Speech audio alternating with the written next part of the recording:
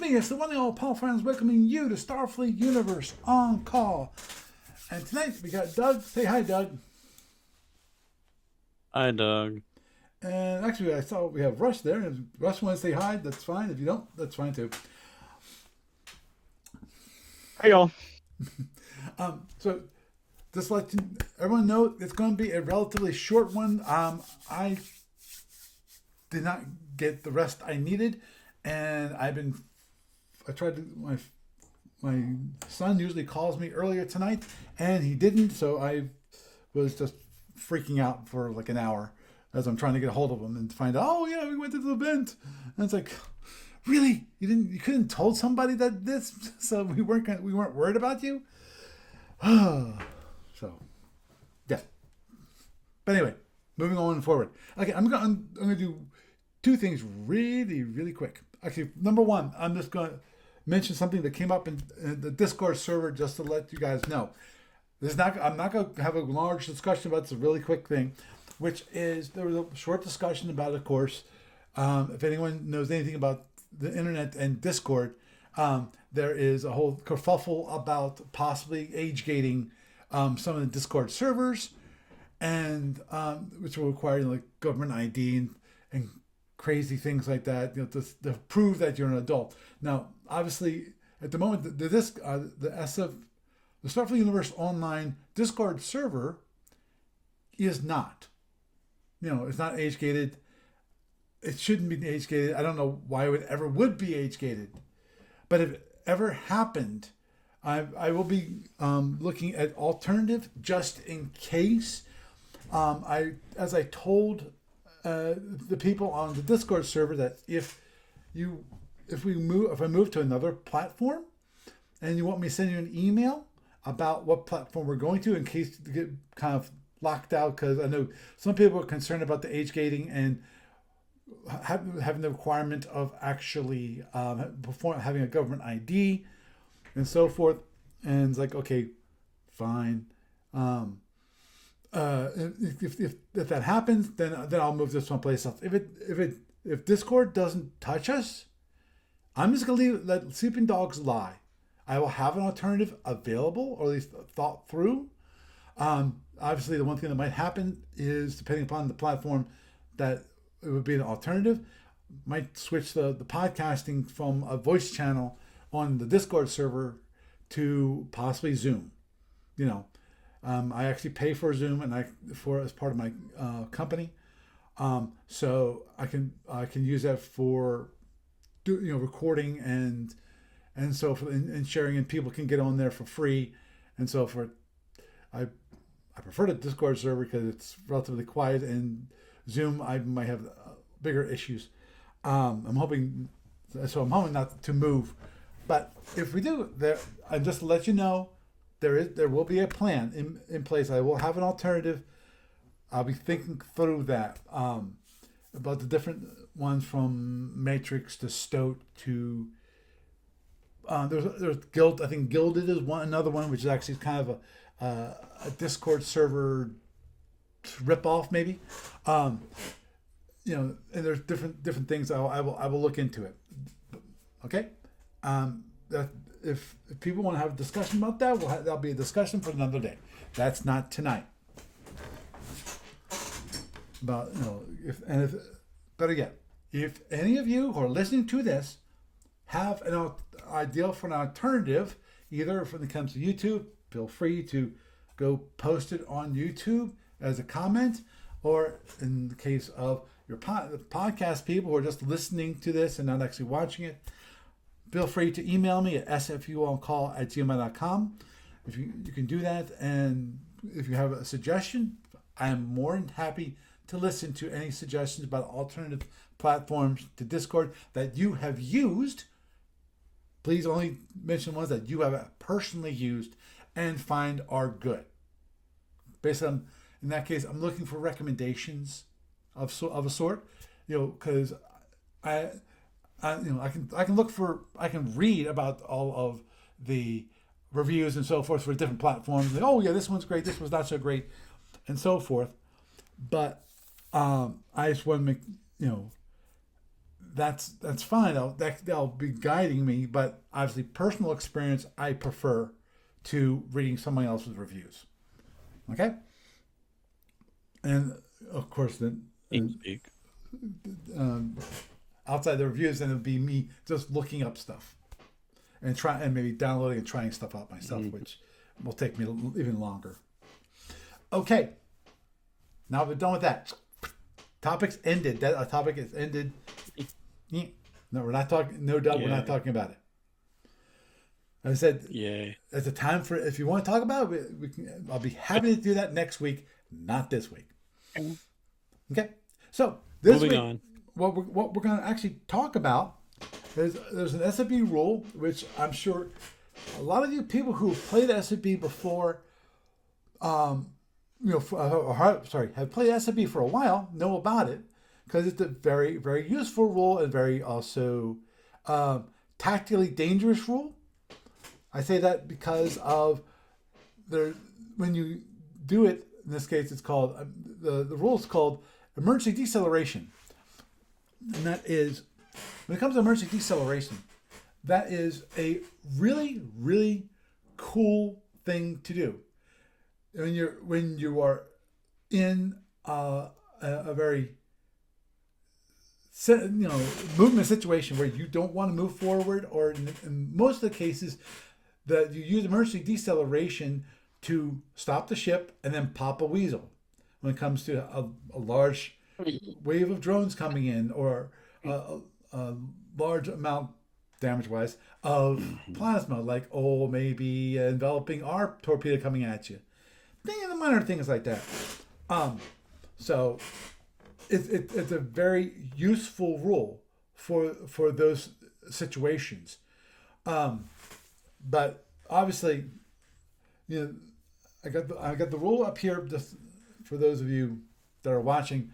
The procedure is impulse activity on the impulse during the turn. You must announce it at the end of the movement segment of the second subsequent impulse. That means there's two impulses. That's when you actually stop. The ship stops and is subject to post deceleration restrictions, and that's the one thing that's are very important. One benefit, obviously, here also that all unused movement energy, including previously allocated tactical maneuvers, but not HETs. So if you pre-allocated your HET, this is not added to this. You calculate that, and you take the amount of energy. This is energy not.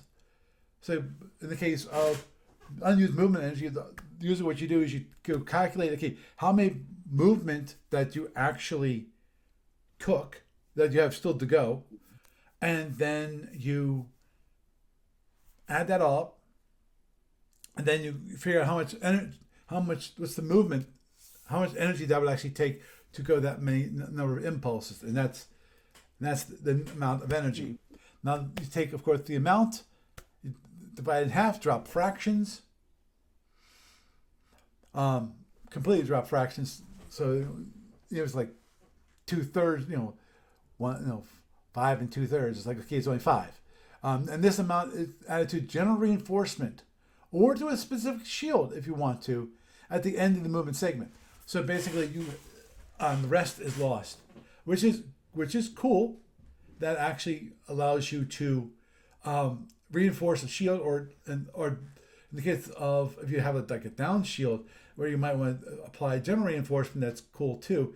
And obviously, when it comes to the specific shield, you have to mention the exact shield number 1, 2, 3, 4, 5, 6. Write it down someplace, record it someplace. In the case of the client, I would add that as a log feature.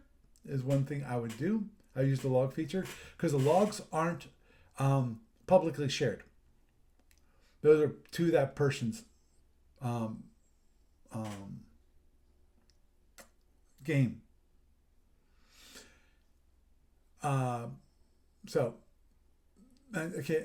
Breaking energy allocated but not yet used is treated as movement energy. That's something I did not know. And for purposes of rules, any impulse power for normal movement is considered to have been the first point of power expended. So Sorry. If you use impulse power, power maybe okay. The shield power maybe add to any of them. Have power allocated, but unused for heads is not translated as shield energy. But the ship, okay. Here's one thing though. The ship could still make the head during the deceleration period or post deceleration period, but before the end of the turn. And of course, when it comes to Andromedans, emergency deceleration simply lose the excess movement. It doesn't go to panels or batteries, which is, in my mind, a good. When it comes to panels, it's a good thing that doesn't go to the panels. Because invariably, of course, the problem with the Andromedans is that the energy system is a closed loop system. There are certain things that I will definitely have a discussion about this at a future date, talking about the Andromedan closed energy system and how that works, because that's to me that's one of those fascinating rules, and it's one of those. I think most people. I'm not saying you guys will be actually interested in Andromedans, but I think it would behoove you, even if you don't like Andromedans, will never play them, to understand. It's interesting perspective that it's different from standard, the way standard ships work, which I'm sure in some people's minds that's why they don't like them.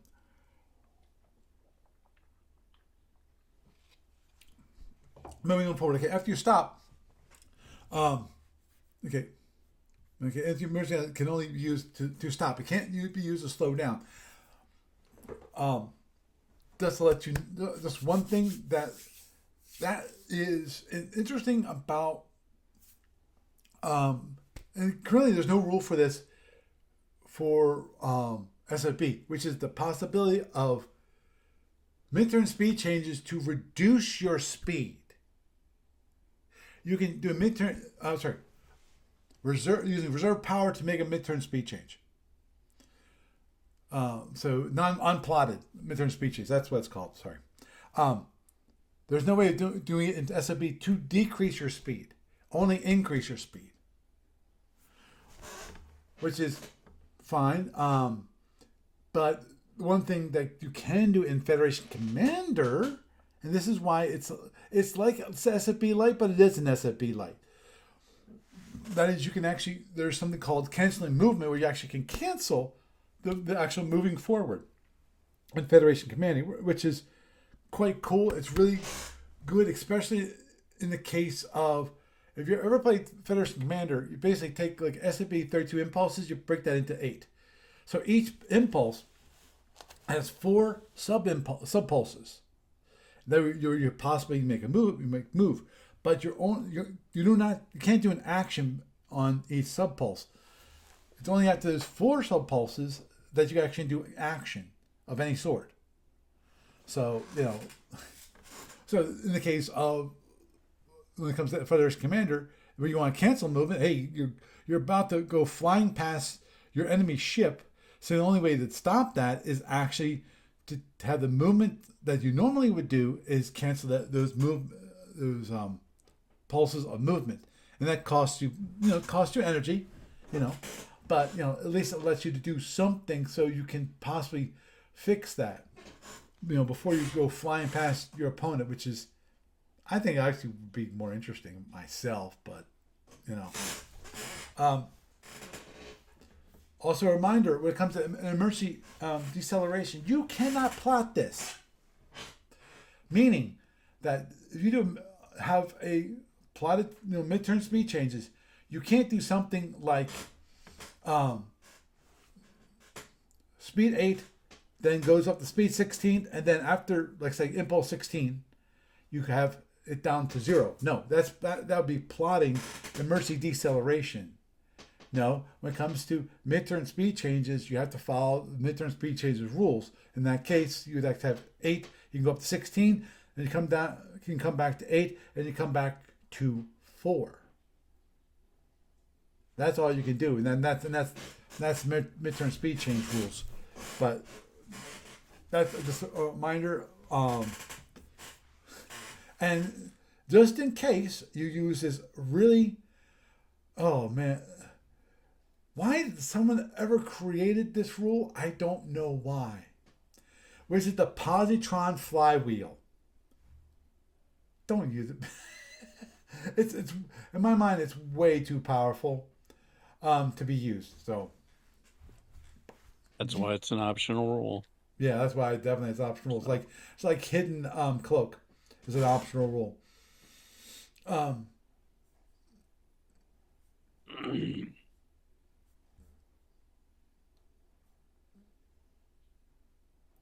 Hmm.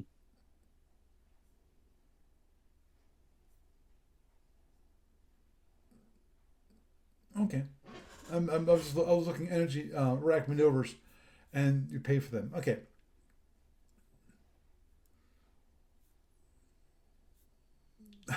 Oh, that's one thing I did not know. Okay, that's a cool one.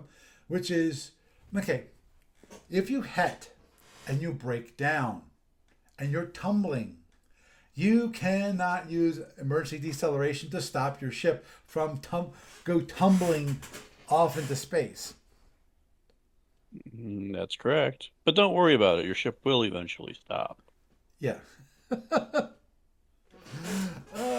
And if you're playing Just a not the way you wanted it to. yep, and if you're playing in a Yeah. tournament, you hit a tournament wall. That's bad. Or let's say, how was it? The scenario with the black Well, holes. tournament wall isn't quite as bad because you're just going to take a little bit of damage, and your ship is treated as if you had used emergency deceleration. So if you need to stop really quick in an emergency deceleration, you just run into that wall and pop your weasel out afterwards. That is true. 5 points of damage on a shield, and hey, get out of jail free card. Mm-hmm. There you go. Okay, I'm gonna skip the SFG. Okay. And no, you cannot. I like the docking port because that means you can't just like slide it in there like in the movies, like into a parking spot and dock. Yeah. Right. Agreed.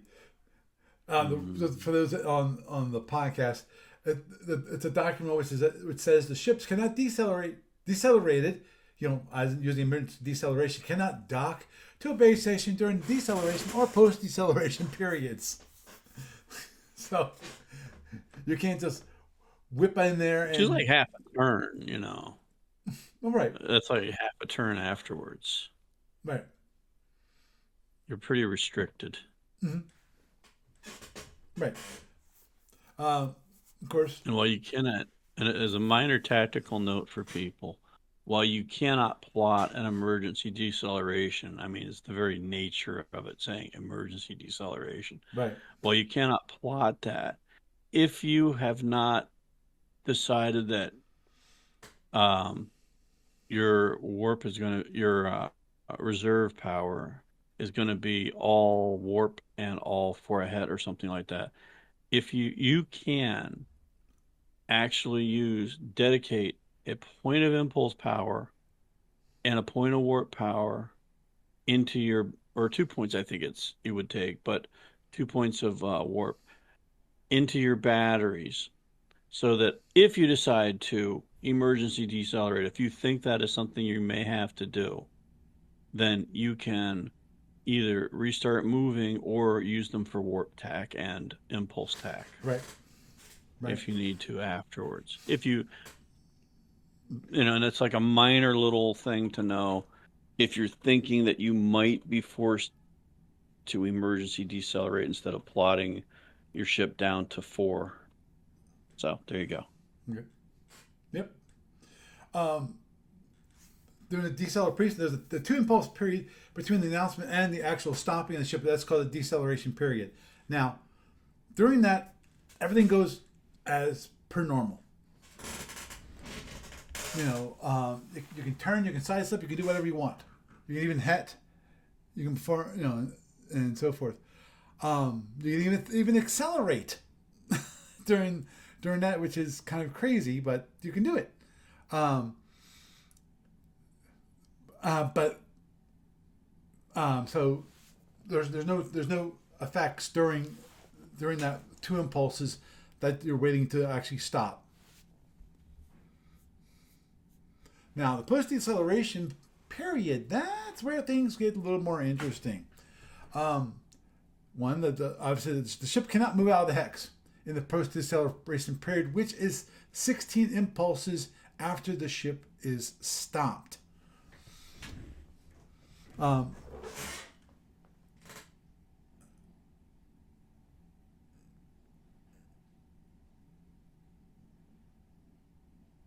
okay, something actually put something which is, if you think about it, it makes sense. Which is in the case of if you're doing emergency deceleration and you're tractored, and as a result, a point of movement has been delayed after the emergency deceleration takes effect. In other words, during that deceleration period, you move, but you're tractored, and your opponent also moves. And in the case of, let's say, that you both move exactly in the same direction. Well, they both move in the exact same direction. Your movement might be delayed. If your movement's delayed, then when you actually do the emergency deceleration, you lose it. If after you stop, you lose that point of movement. You can't you're supposed to have a stop ship. You can't still move, even when it comes to that delayed movement. If the post acceleration period is over before the current turn is complete, the ship cannot move out of the hex could move out of the ship. Forgive me. Using reserve power or acceleration under C12.24. I'm not sure what that rule is off the top of my head. But so you can, as Doug has pointed out, you actually could, in theory, move out of the hex. There's several ways, and that's one of them. Somebody could come along and drag you too, so there's that. It's just your speed is reduced to 0. So if somebody comes whipping along at speed 20 and they tractor you, your effective speed between the two ships will be 10. Now here comes the fun part. If that deceleration period goes into the next turn, this is a pain, because here's what it is. Even though your ship remains at 0 speed, and then accelerates from that point, you have to pay for the fourth full turn, even though it does not receive part of it. If using C12, which I assume that's midterm speed changes, the ship pays with a non-moving period at the rate of the highest speed during that turn, but cannot count as the basis for future acceleration. Then use movement energy from this period of the subsequent turn, as in note that the movement power would normally be spent on movement during the post-deceleration period. After energy allocation fee is treated under C8102, that's the unused movement portion that gives you basically reinforcement using movement energy, which is crazy. After the post-deceleration period, then the ship can move in reverse without paying braking costs, because it's at speed 0. That's kind of a dull one. And reserve power, a ship that has used ED cannot, during the post-deceleration period, use reserve power to move. Exception: see tactical maneuvers after deceleration, which is in C5.51, or HET or erratic maneuvers. Example: if a ship deceleration impulse 4 comes to a stop on impulse 6, the 16 impulse period then extends the following movement actions on 22. So the first chance the ship has to move out of the hex, which can do using reserve power, is impulse 23. And let me just look at this. A minor tactical note for people on that is, let's say you do your emergency deceleration early in the turn, and you want to have your max speed the next turn. After the ED period is done, if you've put any kind of warp power into your batteries and you still have it available for starting it up, and you go to the impulse chart, if you can pay for what's left in the turn, you can accelerate.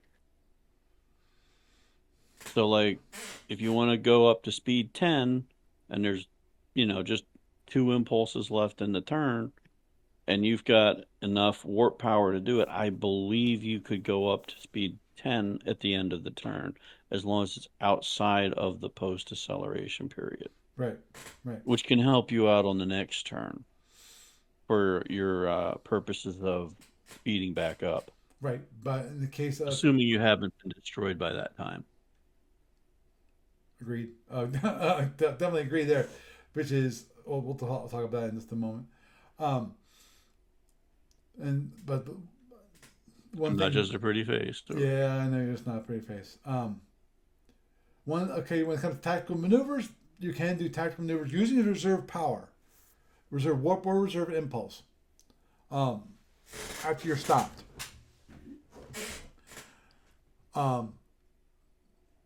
Now, but as pointed out in the I was just looking at that, which was, whoops, wrong one. Which is here, which is, it says you can't do that during the post deceleration period. While with the exception of tactical maneuvers after deceleration, so you can do it during the post deceleration period. You can use tactical maneuvers using reserve power.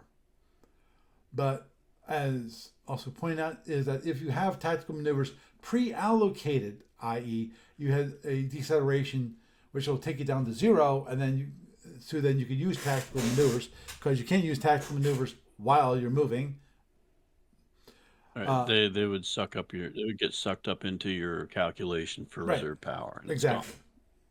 But the odd power thing about that, the amount of power if you're plotted down, if you're plotted down that much, though, you probably aren't going to be doing emergency decelerations. Agreed, but there is the possibility that you might need to, because you don't want to move that one additional hex. Oh yeah, everything in SFB has a potential for being very, very circumstantial. Right, and that's why the rule book for SFB is so large. And that is, if you notice it takes care of a lot of those situations. You can't. Well, it's literally a decade or so of errata and play testing by players of the original game and clarification by ADB. Saying, okay, this is what the intent was. Yep, and that's what I meant by errata.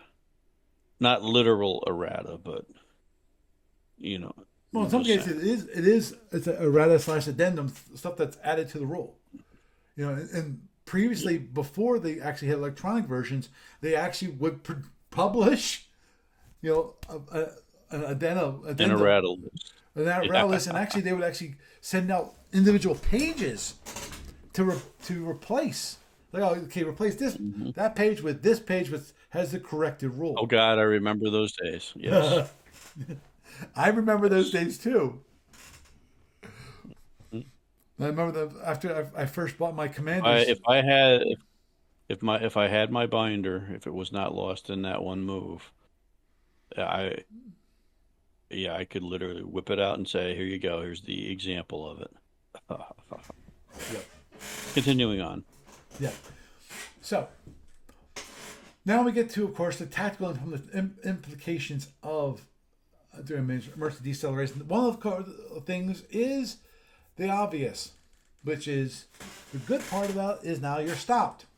So then you can launch a wild weasel if you want to. or you can do a stop. Let's say that you want to do emergency deceleration because, oh no, a phone just cast a web right in front of you. If you don't stop, what's going to happen is that you're going to run into that web, and then you'll have a breakdown because you're going too fast. Or in the case of where you might want to just stop because of a tactical situation has arrived. Say that your opponent has stopped, and you go, oh, I think I can, instead of running away from my opponent, I can actually stop myself and just play the base versus base. You do your tactical maneuvers, he does his tactical maneuver, and you keep firing at each other. That's not always the greatest thing to do in the world, but in certain situations that can actually be advantageous. Now, of course, there's also the opposite. You're stopped. That's a bad thing. Because as everyone who plays SFB hopefully knows, if you don't know, this is the rule, which is speed is life. And of course, one reason that is the case is that a lot of SFB, when it comes to movement, the quote-unquote initiative is based on speed. You don't, in SFB, you don't actually roll initiative. If whoever is faster, they have initiative, therefore you have to move before them. That's in the rules. So, and of course, the tough part about when you're stopped is getting going again. Because what happens, especially in a duel situation, you stop, they might launch because of, let's say, a large R torpedoes coming towards you. So you want to stop and wild weasel it off. Okay, you do that. Okay, whatever, it's real or not. You launch your wild weasel. Okay, it hits that. Now, your opponent can then run away from you, and you can do nothing about it. Yes, you can fire weapons at them, but you can't chase them because you're stopped. So, as a tactical situation, you're possibly in a worse tactical situation. There's sometimes that when it comes to, like, let's say, Saltorians or Lyrans, where you might actually want to be stopped at the beginning of the turn, but that's not emergency deceleration. That's a tactical move to go slowly or not go at all to recharge everything, because both the Saltorians and the Lyran have, and possibly in the Fed, can be really, their weapons can be energy suckers.